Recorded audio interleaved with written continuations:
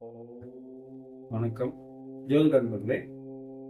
இப்போ நாம பார்க்க இருப்பது விருச்சிக ராசி. விருச்சிக ராசி நண்பர்கள், விருச்சிக ராசி நண்பர்கள் எப்பொழுதும் சுறுசுறுப்பாகவும் செவ்வாயினுடைய ஆதிக்கம் இருப்பார், சுறுசுறுப்பாக இருப்பார்கள்.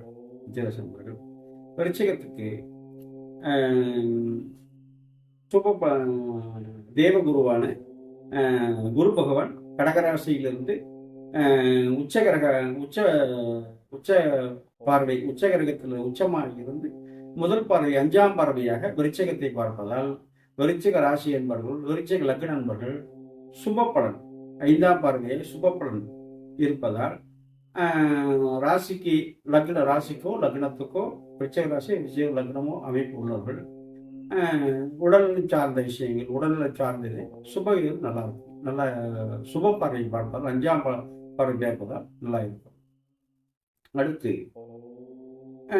மகரத்தை பார்ப்பதால் மகரத்தை தைரியஸ்தானம், 3ஆம் இடத்தை பார்ப்பதால் தைரியஸ்தானம், சகோதரஸ்தானம், சகோதரர்களால் வரக்கூடிய முரண்பட்ட கருத்துக்கள், முரண்பட்ட சட்ட சிக்கல்கள், கோர்ட் கேஸ், வம்பு வழக்குகள் இது நிவர்த்தியாகும்.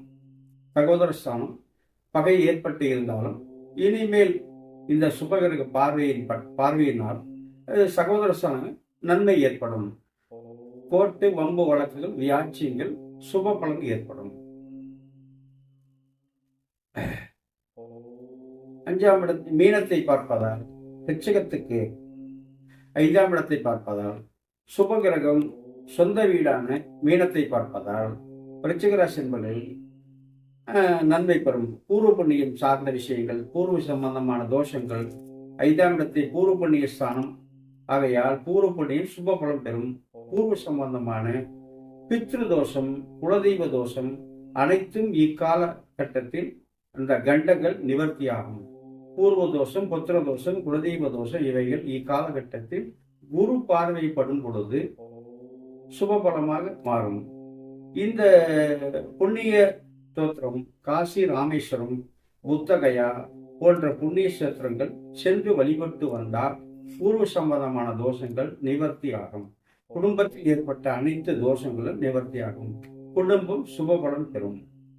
இதற்கு கிரக பரிகார ஸ்தலம் பழனி, செவ்வாய் ஆதிக்கம் ஏற்பட்ட பழனி ஸ்தலம், வைத்தீஸ்வரன் கோவில், அதுவும் செவ்வாய் சம்பந்த பலம் உள்ள ஸ்தலம். சிதம்பரம், சிவனுக்கு சிதம்பரம். இந்த 2 முருக கோயிலும் 1 சிவஸ்தலங்களுக்கு சென்று வந்தால் நல்லா இருக்கும்.